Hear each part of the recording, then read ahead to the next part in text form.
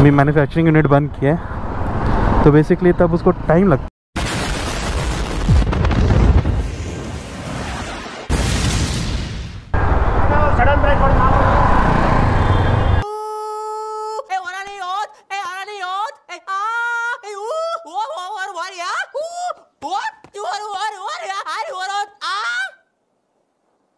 क्या बोला?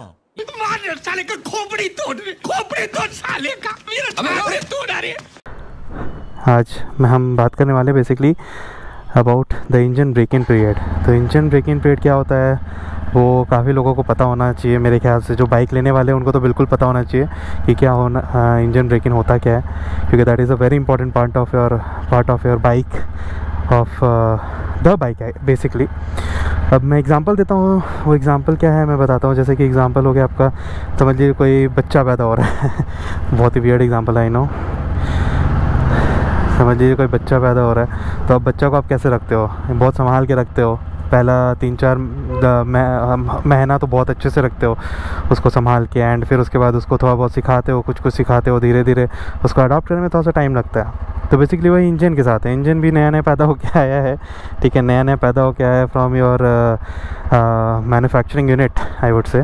तो मैन्युफैक्चरिंग यूनिट से पैदा होकर आया है, तो उसके बाद क्या है कि बेसिकली उसको टाइम लगता है एडजस्ट करने में, तो वही टाइम उसको हम देते हैं। अब ये फॉग हो रहा है यहाँ पे मेरे इसमें, तो बेसिकली वही है।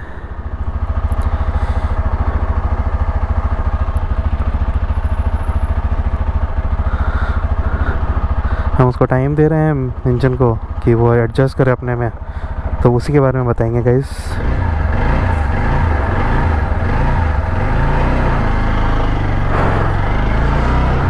तो सबसे पहला चीज़ क्या होता है, अच्छा पहले तो ब्रेक इन पीरियड क्यों किया जाता है? बेसिकली वो होता है इसीलिए है ताकि आपका इंजन अच्छा से परफॉर्म कर सके, आपको इकॉनमी अच्छा मिले फ्यूल का, और फिर आपका जो परफॉर्मेंस है बेसिकली ओवरऑल बाइक का परफॉर्मेंस वो भी इम्प्रूव हो सके। और ये तभी मतलब ये सबसे पहला 500 और 1000 किलोमीटर में ही मैटर करता है। अगर आप उसी में एकदम इस तरह से दोहराओगे जैसे कि कुछ भी हो, मतलब आपका बाइक कुछ भी है, मतलब ऐसा टाइप्स, तो मतलब आप नहीं दे पाओगे उतना अच्छा, आपका इंजन दे नहीं पाएगा क्योंकि वो अडॉप्ट नहीं कर पाया वैसा, उसको अडॉप्ट करने में टाइम लगता है। तो इसी चीज़ पे मैं क्योंकि मेरा भी बाइक नया है, तो मैं भी क्या क्या फॉलो कर रहा हूँ मैं बताऊँगा आपको, एंड ओवरऑल होता क्या है इसमें, फॉलो क्या किया जाता है वो भी बताऊँगा ताकि आप लोगों को भी हेल्प मिले इसमें। तो सबसे पहला चीज़ है कि बेसिकली आपका इंजन को ज़्यादा रेव नहीं करना है। जैसे 3000 से 4000 RPM में आपको रखना है, मैक्सिमम 4000 तक जाए ठीक है, चलता है, बट उससे ज़्यादा नहीं जाना चाहिए। क्योंकि क्या होता है कि उससे ज़्यादा इंजन बेसिकली ख़राब होता है। उसको ज़्यादा आप रेव कर रहे हो तो मतलब उसको ज़्यादा प्रेशर डाल रहे हो, तो वो नहीं करना है आपको। लो RPM में आपको बेसिकली जितना लो RPM 3000-4000 में आपको अगर चेंज करना है, आपका क्या नाम है, गियर को चेंज करना, आप गियर चेंज करो, ठीक है। अब जैसे मैंने अभी किया 4000 में आ गया था, अपने गियर चेंज करने का आ गया, मतलब पता चल गया मुझे कि उसमें मेरे को चेंज करना है। अब मैं वही अगर गियर चेंज करने से ज़्यादा RPM लेते जाऊँगा और फिर गियर चेंज ना करूँगा ना, तो that is not a thing that engine would like. तो that is one of the things that you have to keep in mind. Second thing क्या है कि आपको बेसिकली हैवी लोड्स नहीं लेके चलना है अपने बाइक को। आप अपना लोड लेके चलो ठीक है, बट हैवी लोड पिलियन जैसे उनको लेके नहीं चलना है। पिलियन अवॉइड करो जितना हो सकता है, एंड हैवी पिलियन तो बिल्कुल ही अवॉइड करो in the beginning of your of your bike. जैसे 500-600 किलोमीटर तक तो बिल्कुल ही अवॉइड करो, आई वुड सजेस्ट, है ना। तो that is other thing that I would follow of course. Third thing is कि आप जितना, तो गैस थर्ड में हम क्या बोल रहे थे, जैसे आपने देखा होगा जब शुरुआत किया व्लॉग का, तो उस समय मैंने चला के छोड़ा था अपना बाइक को, बस ऐसे ही छोड़ दिया था चालू करके। तो मुझे ऐसे शौक तो नहीं है कि मैं पेट्रोल अपना ख़राब करूँगा। तो वो बेसिकली ये फॉलो करो कि जितना बार हो सके आप जब भी, ठीक है, when your engine gets old also try to keep it for the first 1 minute और 2 मिनट, ऐसे ही न्यूट्रल पे छोड़ दो चालू करके, ठीक है। उससे क्या होगा कि आपका जो इंजन है ना, वो पेट्रोल आपका लेने के लिए रेडी रहेगा, समझ रहे हो। वो थोड़ा सा इंजन गर्म हो जाएगा, इंजन में पेट्रोल जाएगा, तब तक आपका सही इंजन को सपोर्ट मिलेगा वो खींचने के लिए, जो बाइक खींचता है, ठीक है। ये मैं बोलूँगा कि हमेशा ही फॉलो करना, not only in the first phase, आगे भी फॉलो करो, that is very important. Coming to the fourth part is कि जितना भी आप ये फुल एक्सीलेटर मत लो, जितना हो सकता है उतना अवॉइड करो फुल एक्सीलेटर लेना, क्योंकि that is also one of the thing कि आप चाहते तो बहुत हो कि भाई मतलब नया नया बाइक आया उसको उड़ाओ, बट भाई नया बाइक आया उसको टिकाना भी तो है, समझ रहे हो? आप टिकाओगे नहीं तो फिर दिक्कत हो जाएगा ना। पता चला पहले में आप एकदम 5 नंबर पे उड़ा रहे हो फुल एक्सीलेटर लेके, 60-70 का स्पीड है, तो वो नहीं होना चाहिए। और हाँ, स्पीड से याद आया कि 50-55 मैक्सिमम, उससे ज़्यादा बिल्कुल भी नहीं है। 50 to 55 should be maximum of your speed, उससे ज़्यादा ना खींचो तो बेटर होगा। वो खुद तुम्हें पता चल जाएगा, तुम्हारा इंजन उतना नहीं मांग रहा है, खुद वो मतलब ज़्यादा रेव का शो करने लगेगा कि ज़्यादा रेव हो रहा है टाइप्स, तो तुम खुद ही नहीं लोगे उतना। बट स्टिल 50 to 55 में मेंटेन करो, that is one of the most important thing. ठीक है, फुल एक्सीलेटर अवॉइड करो जितना हो सकता है, नॉर्मल एक्सीलेटर पे चलाओ for the first 500 to 1000 kilometres. तो इंजन ब्रेकिंग का सबसे मेन इंपॉर्टेंट टाइम होता है 500 to 1000 किलोमीटर्स, उसे में तुमको अच्छे से रखना है अपने बाइक को। ट्राई करो कि तुम्हारा उतना ही रहे, 500 to 1000 किलोमीटर्स में तुम इस तरह से चलाओ बाइक को कि एकदम बच्चा हो वो, मतलब नया बच्चा आया है, जैसे बच्चे को 5 से 6 साल लगता है अडॉप्ट करने के लिए, तो वैसे ही तुम्हारे इंजन को अडॉप्ट करने में लगता है 500, 600, 500, 1000 किलोमीटर। तो सेम थिंग है, same thing goes with your bike as well. ठीक है, and the last part guys जो मुझे लगता है कि आपको सबको रेडी रखना चाहिए कि इंजन ही नहीं, आपके टायर्स हो गए, ब्रेक्स हो गए, ठीक है, आपका शॉक अब्जॉर्वर्स हो गया, वो सब इम्पॉर्टेंट होता है। वो उसको भी टाइम लगता है एडजस्ट करने में, तो उसको तो चलो ठीक है 200-300 किलोमीटर में वो एडजस्ट हो जाता है, क्योंकि टायर में लुब्रिकेंट्स होते हैं जब वो निकलता है मैन्युफैक्चरिंग यूनिट से, मैन्युफैक्चरिंग यूनिट बंद किए, तो बेसिकली तब उसको टाइम लगता है। क्या है भाई,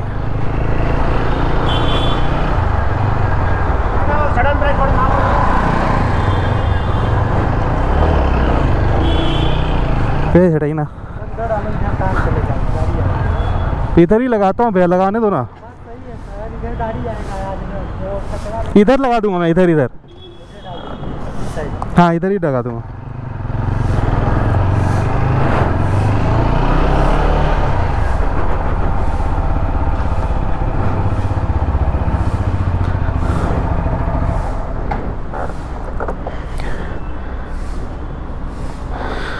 तो वही टायर लोग सभी ऑटो लोग क्या समझते हैं अपने को पता नहीं, लिटरली वहाँ सामने देखा नहीं मेरे आगे क्या हुआ, बस उसको वो देखना है कि भाई मैंने क्यों रोक दिया, बस उसको वो लगता।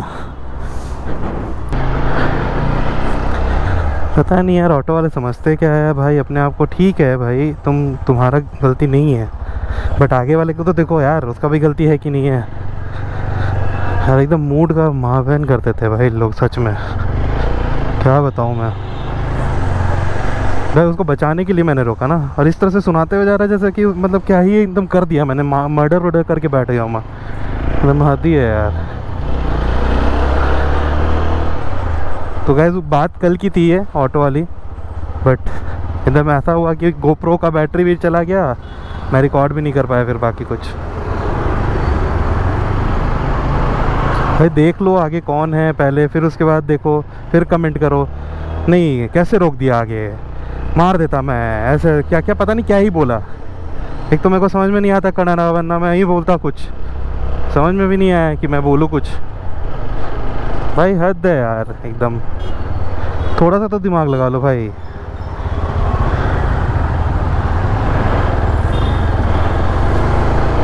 तो मैं ये था कि गाइस लास्ट पॉइंट मैं बोलना भूल गया आप लोग को, तो लास्ट पॉइंट मैं कंटिन्यू कर रहा हूँ अब इसी में, कि जो लास्ट पॉइंट है आपका वो बहुत इंपॉर्टेंट पॉइंट है कि सिर्फ इंजन का ब्रेक इन नहीं इंपॉर्टेंट है, not only engines break in is important but your tyre, your shock absorber, ठीक है, ये सब का बहुत इंपॉर्टेंट होता है कि आपका मतलब जैसे टाइम लगेगा उनको भी अडॉप्ट करने में, क्योंकि जब निकलता है वो मैन्युफैक्चरिंग यूनिट से, तो आपका क्या होता है कि बहुत ज़्यादा लुब्रिकेटेड रहता है वो, ठीक है। तो तुरंत आप एकदम एक्सपेक्ट करोगे कि एकदम मतलब बहुत ज़्यादा वो फीडबैक दे, तो भाई वो गलत एक्सपेक्ट कर रहे हो। बहुत जन तो आपको ये सब दे भी देते हैं कि रिव्यूज़ में कि बहुत अच्छा फीडबैक है, बहुत गलत फीडबैक है, नहीं है अच्छा, ख़राब है अच्छा। भाई पहले टेस्ट में तुम कैसे बता सकते हो भाई, तुम्हारा टायर ही इतना लुब्रिकेटेड रहता है भाई, उतना अच्छे से ग्रिप ही नहीं लेगा, उसको टाइम लगता है भाई, 1 महीना। मतलब मुझे सच में समझ में नहीं आता, जो बता देते हैं कि ये है वो है, भाई कैसे देते हो यार रिव्यू तुम, मुझे समझ में नहीं आता भाई। तो गाइज़ यही सब है, 5 पॉइंट्स या 4 पॉइंट मैंने जो बताया आपको, वो सब मैं आपको इसमें लिखा हुआ भी आपको मिल गया होगा। मैं वीडियो में जो डालूंगा वो लिखा हुआ डाल दूंगा, ताकि आप लोगों को दिक्कत ना हो, और डिस्क्रिप्शन में भी मिल जाएगा आपको। ऑफ कोर्स मैं ये नहीं चाहता कि आप लोग पूरा वीडियो देखो, वैसा कुछ नहीं है, बस इन्फॉर्मेशन अपना देना चाहता हूँ ताकि सबका सही रहे, सही से चलते रहे। और मेरा ये इंडिकेटर चला हुआ था, मैंने देखा ही नहीं। मेरे इंडिकेटर के साथ बहुत बड़ा पंगा है कि मैं देखता ही नहीं हूँ इंडिकेटर का। एक बार दे तो देता हूँ, फिर लगाना भूल जाता हूँ वापस से, मतलब हटाना भूल जाता हूँ, सॉरी। ये इंडिकेटर के साथ कुछ करना पड़ेगा मेरे को, साउंड ही देना पड़ेगा लग रहा है।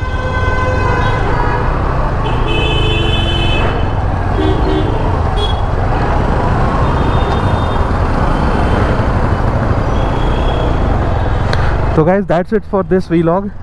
तो आई होप आपको अच्छा लगेगा वीडियो, और अच्छे लगे तो प्लीज़ एक सब्सक्राइब और एक लाइक तो पक्का से मारना यार। एंड बाकी और कुछ नहीं मांगता अपन, वीडियोस आते रहेंगे, कुछ टिप्स देते रहूँगा मैं, सिर्फ not only for Apache but different vehicles के लिए भी। ओवरऑल मोटरसाइकिल आपको कैसे मेंटेन करके रखना है, सब कुछ के लिए मैं बताते रहूँगा आपको। तो या of course please do follow me on different social medias as well, वो मेरे को काफ़ी हेल्प करेगा। Of course I am a gamer but also a motor enthusiast at the same time, so literally it will boost me up.